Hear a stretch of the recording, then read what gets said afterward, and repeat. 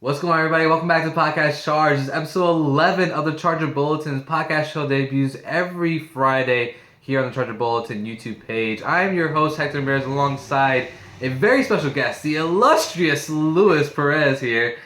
Hello, Luis. Hey, Luis. How are you doing today? How's it going, Heck? Good. So explain to a little bit about the people out there, who you are, what you do, kind of stuff, because you're you're a refreshing face here on Podcast Charge. this beautiful man here. So explain to people who you are.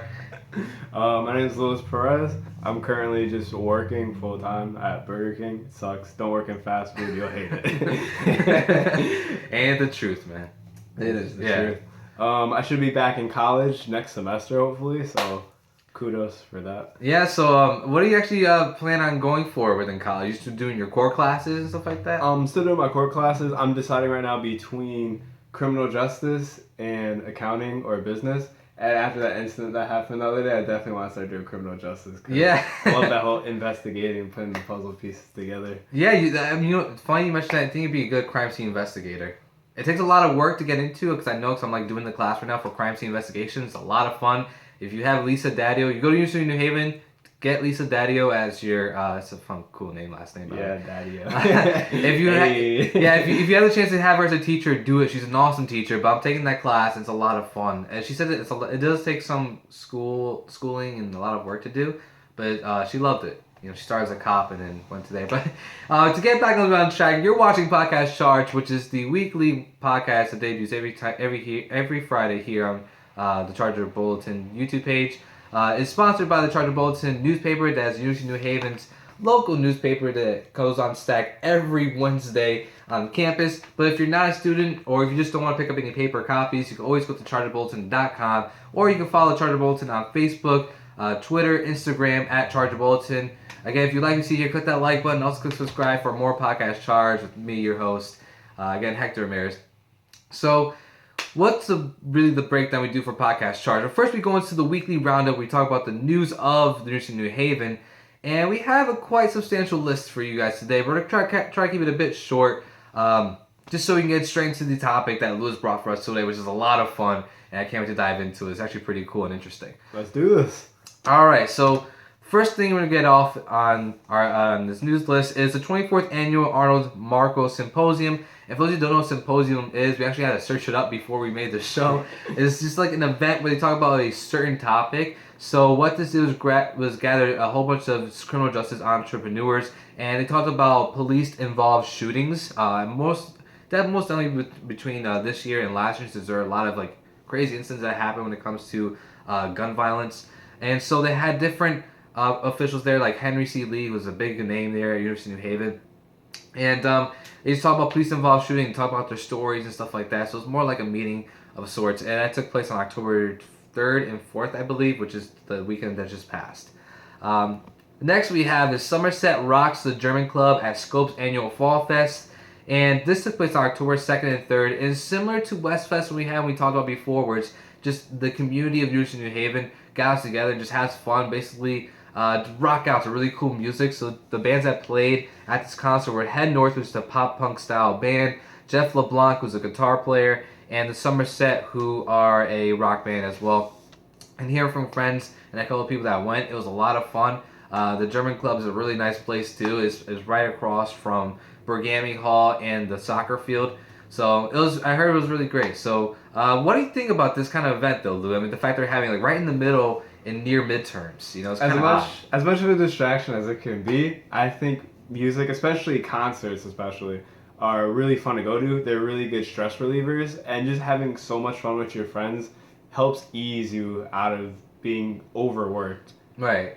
And have you heard these bands before, by any chance? I haven't heard any of these bands, but I've lately been listening to a lot of German metal. I don't understand anything they're saying, but it sounds really awesome. They know how to work their riffs. Yeah, who cares, like, you know, if you really can't understand the words, as long as it's good music, right? Exactly. Because that's why I love Japanese rock music. Cause I don't understand a word they're saying, but it's so awesome when you're just, like, in your mood, you're just, like, rocking out to it. Especially once you start getting in the zone and you just start feeling it. Dude, I love it. I freaking love it. It's awesome. So coming from that news article, we actually have an ad here at the top of Charger Bulletin that takes up a good amount of the page, which is the swimsuit sprint event that's happening in late October, I believe. There's the band that's gonna be playing is We the Kings, who did the song "Check Yes Juliet," which is the only song I really know from them. I don't really follow them, but the fact that they have a pretty big name at that, like that, is pretty awesome. So look for that on October 23rd. And going straight from there, another really cool event that had some good points, some bad points to it. Because what it considered is SAE tackles cancer with powder puff. And if those of you don't know what SAE is a fraternity that is a Sigma Alpha Epsilon. I said it right. Epsilon. Yeah, I said it right. They had their annual tackle breast cancer powder puff tournament on October 4th. And they encouraged women on campus to put together teams of 7 to 12 players and play flag football. And the whole purpose was to raise money for breast cancer awareness. It was going to be donated to the California Breast Cancer Research Fund. Very successful. They raised $1,250, which is a good substantial amount of money. One team was actually called the Taco Bellers. So they had their own creative names for it. Bellers. I love it. I love it. I honestly would name mine the Baja Blasters. The Baja Blasters. The Baja That's Blasters. pretty fancy. Yeah, because that's just an awesome drink. I love Baja Blast. It's like the best thing they have over there. I like the cinnamon buns. Yeah, The little cinnamon balls. All the little things. cinnamon balls. Yeah, they got rid of the brownie. That's the brownies on my life, man. Yeah, I know, right? It's with the warm brownies, right? Oh. Yeah. Oh. So, but the bad part about it was that a couple people got injured. Our condolences. Yeah. I mean, it kind of sucks, but a couple people got injured in the flag football tournament, and the tournament actually prolonged. Is going to be taking place in another week or so. Hopefully the weather will let up because the weather's been really crazy lately. Yeah, it's been. I mean, before I actually drove to pick you up, like it was. I heard the cats and dogs. downpour. The downpour is Yeah. pretty intense. No, Yeah, that was what I'm insane. just wondering about, it's flag football. How are people getting injured in flag football? I know, right? Like, considering like when we used to play flag football, we had a couple of people in our middle school because we grew up with each other. I mean, I love this dude. I've known him since he was like 3. So like in our middle school, like we had some pretty rough people that that will break a couple bones. I think you know what I'm talking about. I think I do. Yeah. And then you have the people you just don't like, and if you get that opportunity to take it, free people will take it. So that's it really for the school news University of New Haven for this week. Again, it's a really substantial amount of news. If you want to check out the rest of them, you're reading more articles from us, just definitely pick up a copy of the Charger Bulletin at University of New Haven. But if you're not a student, you can always go to chargerbulletin.com. Or subscribe weekly. Catch your weekly stuff and news here on Podcast Charge. So, what is your topic for today, Lou? I'm very excited to actually talk about it. It actually relates to our church, which is pretty awesome. Yeah, we're representing. So, what's up? My topic today is just about how video games are evolving and just can't think of the word. how progressed. Yeah, how they're progressing. That is the word I was thinking. Yeah. Thank you. How video games are progressing through time from where they used to be. Okay, so I know a lot about this topic. You know this. I'm like a huge nerd in the video game industry, not because I just love video games, but because I love seeing where it came from and how it's going and where it's going, kind of thing. So, for those of you that are not like super video game nerd like me, I'm not gonna go full in detail, but it's just funny to see where we came from and how we are now. I mean, the fact that the amount of graphics that we're seeing on screen is like ridiculous compared to stuff we see in Super Mario, where just like a little plumber in 8-bit like graphics to like movie cinema video games where you feel like Yeah. you're directing the movie, but it's just a video game. Yeah, like you know how many times my dad like came into the room. It's like, are you playing a movie? Like, no, I'm playing a video game, son. I'm like, controlling. I'm the director. Yeah. Like, actually, the first game that I think of, the first game that actually came into the room and was like, are you watching a movie or something? It was Lord of the Rings: The Return of the King on PS2. Oh. Yeah, and like that, like when you look at it now, it's like, man, you can tell it's a video game. But he came in, it's like, are you watching a movie or something? I was like, nah, this is a video game. Like, it was pretty cool. So, I mean, it all started way back then with Dreamcast, Nintendo. What was your first console? My first console? That's tough. I believe I think it was Super Nintendo. I think Super Nintendo was my first console. Yeah, that was mine too. So Super do you remember the Mario first World. game? Oh, really? Super Mario World. I beat that game like 20 times. I can always play that game. Red Yoshi. Yeah. I know. Super Mario World, Paperboy. Oh, Paperboy was the best. Paperboy, Mega Man X, and Donkey Kong Country were the first games I played when I was younger. Never beat them because I sucked at video games. But it was always so much fun to just play them. And the thing, we started from there where it was really basic, right? What really kept you was the music and the gameplay. And it's amazing to see how it came from there, and just something that's so addicting, something so memorable that we feel like we just played it yesterday, to stuff that where we went to Sony. They developed the console that had more or less had the first CD being used in their games, and that's where video games really took their stride with how much can be put into a video game, right? Mm-hmm. Because especially with the open world accesses. Oh, completely. So if we go back to SNES era where they had Final Fantasy VI, which was one of the most renowned RPGs of that era on the Super Nintendo console. That was just great for its story, its cinematics, the amount of characters, the amount of heart put into the game. People loved their experience with it. And we jumped from what Nintendo had in their cartridges, where you just put in a little cartridge, you blow on it and stick it in the cartridge. Oh, that was the worst. Game wasn't working, you're just blowing on it, trying to get it to work. You try to get to work, trying to get it to skip or whatever. I used to put Q-tips in it just to try to clean it. And when I see the dirt, I'm like, that's why it wasn't working. Exactly. And then we evolved from into CD players, with the PlayStation 1, where it just had a whole bunch of more memory. We jumped from Final Fantasy 6 to Final Fantasy 7, how that transcribed to 3D graphics, right? It was all 2D and 8-bit and 16-bit, 32-bit animation into full-fledged 3D graphics. And then we go into PS2, where Final Fantasy X, right? Where that had story cinematics and voice acting.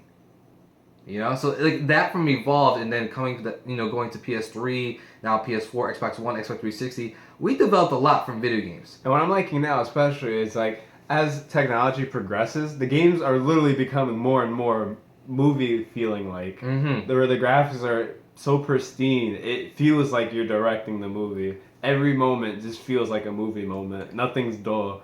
Yeah. And then we have those story-centric games like The Last of Us, Uncharted, Halo. I think Assassin's Creed could be one of the big ones. Oh, completely. Yeah, Assassin's Creed is definitely one of those big franchises, I believe, that just made you feel so awesome playing a video game.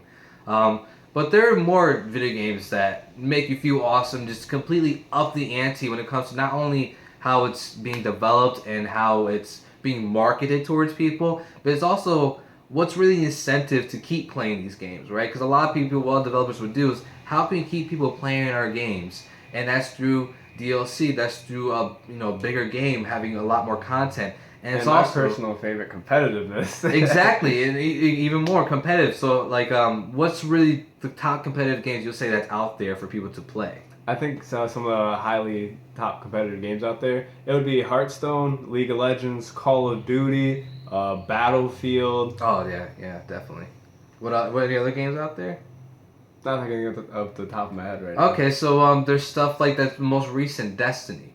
Oh, right? Destiny. How did I forget Destiny? Yeah. Oh, Halo too. I can't forget about Halo. Oh, right, yeah, Halo. And sports definitely. games, especially sports games. Oh, I would say FIFA. Oh yeah, 2K16. NBA, all those kind of games. Yeah, I know. I know everybody's losing their minds over NBA 2K16. It looks like an amazing game. I'm not a really big sports fan. I mean, when you tell me I could see the players sweat, I know, yeah, that's pretty insane, right? I've never heard of a game that go into detail enough to show that the characters are sweating, especially when they're getting tired. Oh, exactly. So what does the games that you mentioned, like Hearthstone, League of Legends, what was the other one you mentioned? Dota 2, Call of Duty. So Dota 2, those games have something in common, right? And what's the one thing they have in common that people love about those games? The fact it's competitive, and the fact that you can watch them on Twitch, right? Oh yeah, the live streaming, definitely. Live streaming is becoming a really, really big thing where you can just watch other people play video games.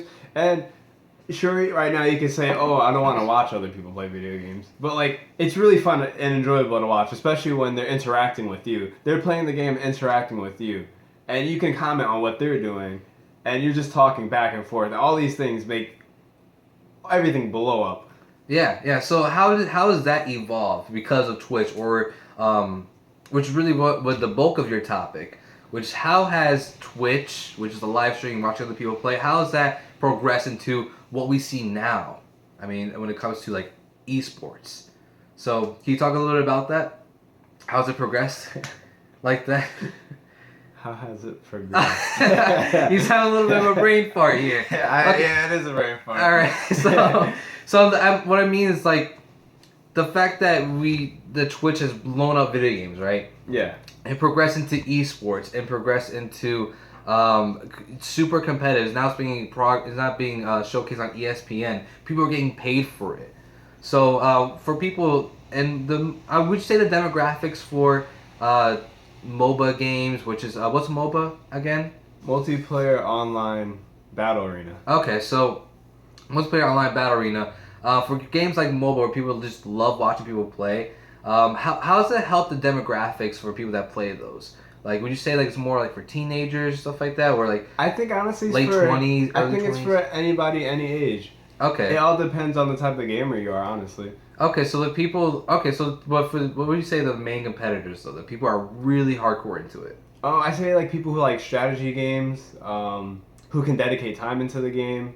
Or you don't even have to dedicate time into that type of game. You could just play casually and just have fun with your friends. Right. I see more of people like in college or like in high school playing it, and that could just sync up their time. So like, what's the benefactor of playing that game for so long, and how can they take that to the future with them? Getting really good at games such as League of Legends could even bring you into scholarships, which is one of the new things some colleges are trying to introduce and make popular. I would say if you were good at League of Legends and you went to the University of Illinois, that's one of the main colleges that's doing this right now, you could get half your room and board and tuition 50% off. Just right off the bat. Holy crap. Are you serious? And that's room and board and your tuition. Yeah, I wish I played more League of Legends. Like, that's pretty insane. So, like, is it more or less like, what's the word I'm looking for? Like a sponsor? Oh, something like a sponsor. Like, I think the sponsor is aside. Like, that's just the university paying you. If you were that good at League of Legends or in any video game per se, and you were streaming such via Twitch or even YouTube, you would get sponsors. Sponsor would be like, I want to pay you to put our advertisements on your stream because you have X amount of people watching and they're all going to see this. And you start getting paid. That's insane. And who doesn't want to get paid to play video games? Let's be honest. I know, yeah, that's like one of like the dreams, right? Of like us video games just getting paid. Which actually goes back to not only Twitch that made it big and just the people that like are following you, but YouTube. Right? Yep. I mean, YouTube blew up like in 2008, I want to say. That's when people really started uploading vlogs and stuff like that. And once people start uploading gameplay, which is another like way of like seeing if you want to buy a game, and that's the real core purpose of it. The reviews, guides on how to do things if you get stuck, the secrets, completely. Especially the secrets. When there are things the creators make that they want you to find, but you're just like so dunce about it. Yeah, I would want to say. No, yeah, you definitely have like your moments. You're like, man, I really can't figure this puzzle out. And let me go on YouTube and see what this other person's doing, right? But it just evolved the way fan base took their games and just you can make money off of it if you really get a following for it. I know, I follow a couple YouTubers that have been doing this for years and they have like over 1 million subscribers and they make X amount of money. I think one of the biggest ones is called PewDiePie. Have you heard of him? PewDiePie or PewDiePie. PewDiePie. Isn't he a League of Legends player? No, he's an all around kind of game. He started with games. Is he like a big husky kind of dude with long hair? Nah. Oh, alright. Then we're taking two different people. It's a similar name though. Really similar. Oh, really? Yeah. No, well, this guy PewDiePie. If you want to check him out, he's like tons of followers, and he started off on video games with just recording like his face and him playing like a scary game. And he'll react to it, whether it be fake reactions or not. He got a following. And I think the latest report of how much money he made was over $1 million in a year. That's pretty insane. Playing video games, uploading YouTube videos, that's how much money he makes based on ad revenue, sponsors, anything like that. And over $1 million. People are going to be like, oh, well, that's not a lot of work. Stuff like that is honestly a lot of work. Having to keep up daily, making sure you put out videos constantly for your viewers that are enjoyable for your viewers especially is a really hard thing to do. Yeah. Actually, I'm glad you mentioned that because it is hard to do. It's very hard because you want to get like your own style out there. Some people might not like it. More people that watch it may not like it. And you than have actually to like it. have to accept criticism. Yeah, If you cannot yeah. accept hard criticism, you're just not going to do well. That's another thing that's good you pointed out, because for those of you that don't know, I actually have my own YouTube channel called Macho Channel. I will leave in the description below of this box, where I upload vlogs, I upload short films and stuff like that. It's more or less for practice for the field I want to get into. But if I get a following, hey, I get a following. You know, and it's a lot of fun. It does take a lot of work. And sometimes I just wake up, I'm like, oh man, I don't want to make a video today. Or I was like, whenever news about my favorite video game series of all time, Kingdom Hearts, comes out, I have to put out another news informational video. Like, I have to talk about it. So it is tough, and I do get negative criticisms here and there. Like, there's one video where I did like stuff for Kingdom Hearts. It was for a news video, and that day I was just not feeling it. Like, I still remember, like, I was not feeling that day. I wasn't feeling well, but I uploaded it because I did the information. I want to get it out there. And the only comment it has is that you were mumbling, stop it. And I was like, the one time. It's always the one time. the one time someone comments, it has to be something. But that, again, is negative, is criticism, right? It's not like he's just being constructive criticism. Yeah, That's how you have to call it. Yeah, he's not being like a jerk about it. Like, sometimes I'll like look at it and be like, man, that was kind of jerkish. But like, it's because he's trying to help me. So I responded, okay, can you put a timestamp where I was mumbling so I can fix that in future videos? Thank you for watching. You took the time to watch my video. Mm-hmm. You know, that's enough for me. If someone leaves a negative comment, you want to make them happy. You want Yeah. to try any possible way to make them happy. or yeah, just make them feel like you're listening to them, right? Because like, I was one of those YouTubers. I would love to comment on videos, and there's this one person I've been following for the past 4 or 5 years, where she would make vocal covers, and I was like, you did a really good job this time. I really liked your singing, and I will never forget it because she replied saying, thank you for watching. You stick to the channel, whatever it's gonna be. And I stuck for 4 or 5 years, and I'm really cool friends with her. And it's like with most You know? business, the customer is always right. You can see the viewer as the customer. And Well, you sometimes. or most Sometimes. of the time. Because the bad thing about the evolvement of video games is the fact that we have a lot of jerk people, a lot of people that like to feel entitled, right? For people that want instant demand and instant gratification. If someone's really bad at a video game, they will call you out in a second. You know, you're definitely one of those people. Yeah. I know you're definitely one. But like, I'm not you gonna won't lie. just wait in comments. You be like, yeah, whatever. I'll just close out the video. But like, when you're playing, you will call out somebody so fast. They didn't have a chance to blink, and you already filled out like 10 insults at them. I try not to go with the insults too much anymore. Yeah, but it's your competitive nature. It's the competitive nature, and it also depends on what I'm doing. If I'm playing a ranked game in League per se, I would try not to really be so hard with the "you're bad, you're all this," because I don't want to fight amongst my own team. Because fighting amongst my own team will make us lose. Yeah. Whereas if it's just a regular casual game, I don't care. I'm trying to have fun. If I call you out, I call you out. Because I'm going to have fun regardless doing it. Especially with him. Judging what I say and commenting. It makes it more funny. Sure, it's like having a little feed. Like, he's trying to feed me into doing these things. But it's just funny. We're all having fun. Yeah, I mean, we had the best time with Call of Duty Black Ops, right? The Knights of Search. Yeah, like, honestly, with Call of Duty Black Ops, I know a lot of people say about Call of Duty how it's like it's tiring, you know, the franchise is gonna die. It's not gonna die, honestly. But with Call of Duty Black Ops, we played that religiously. Like, it was just so much fun. And the amount of nights we had in Search and Destroy or Team Deathmatch is amazing. Honestly, trash talk. I feel it's like trash talk. You would trash talk just to make us laugh, not even to be a jerk. You would just do it just to make us laugh, which is one of the best things about playing with you.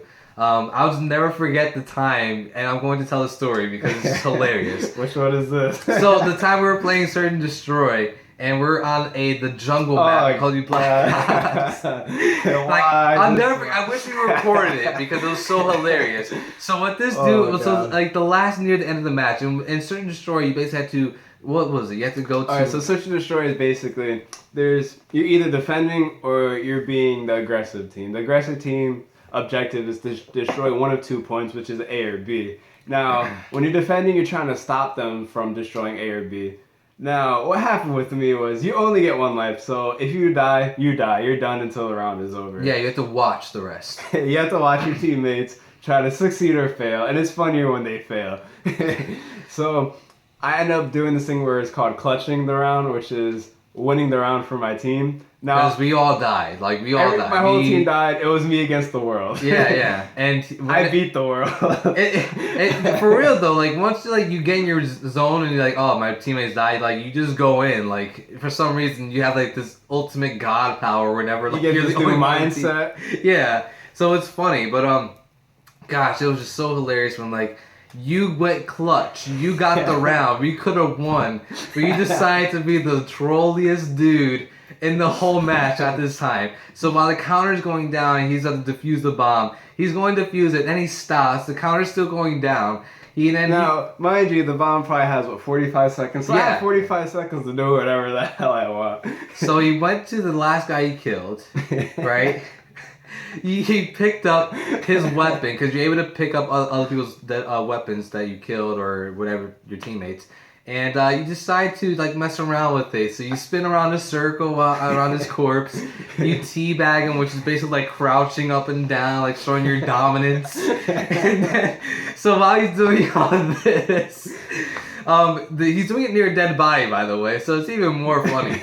And then so while he's doing it, he decides to shoot off the grenade launcher part of the weapon. And as he shoots he shoots the grenade weapon. Next thing you know, his body just flies off the screen. He dies, and we lose the match. And the reason why, because he fired the grenade launcher near an oil drum. So not only did it completely obliterate the scene around a bit, it killed him, and then we lost the match. I swear, the funniest thing about it, though, was when he was just doing this thing, he was, like, twisting, stuff like that. Boom! And you see his body just fly to the right. And it's like, we were just dying laughing. Because we were so mad at you, because, like, we lost the round. I don't even think you guys were mad, because we were winning anyway. It's just, you all were hysterically laughing to my dead silence, because you all know I put the face of the whole, like, I just did that. Damn, It was the funniest thing ever, dude. Honestly, it was like the funniest thing. I mean, we have like so many great moments like that in gaming, and the fact that I think that's the other thing I love about streaming. Probably is just seeing people's face reactions just adds on to what is happening. Oh yeah, and it just makes everything 10 times better. Oh yeah, definitely. When you're laughing at other people, it makes it 10 times as funnier and way more memorable, I think, than just laughing by yourself. I mean, I had some great moments where I was watching videos and just laughing at the stuff that people are playing and doing. It was great. But that was a lot of fun, man. I love talking about video games.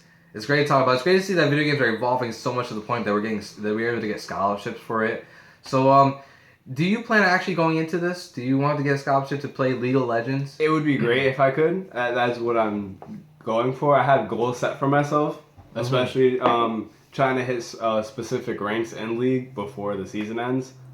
Okay, so explain a little bit about what League of Legends is to other people that might want to get into it. Like, what kind of game is it? Do you have to buy it and stuff like that? So League of Legends is an online MOBA. It is free to play, which is a really great thing because you could just download it, hop right into it. It's only on the PC though at the moment. I don't think it's gonna ever change. There was always possibilities for change. So, so right now it's only on the PC.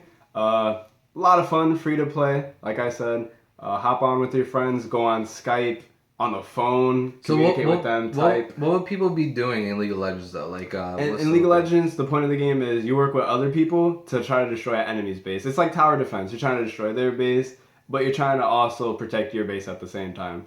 Okay, and what's the incentive to keep playing, do you think? Is it just the competitiveness or the fact that there are different classes and stuff like that? I think it's everything about the game. The different champions. Well, all the characters are called champions. The amount of different champions you could play.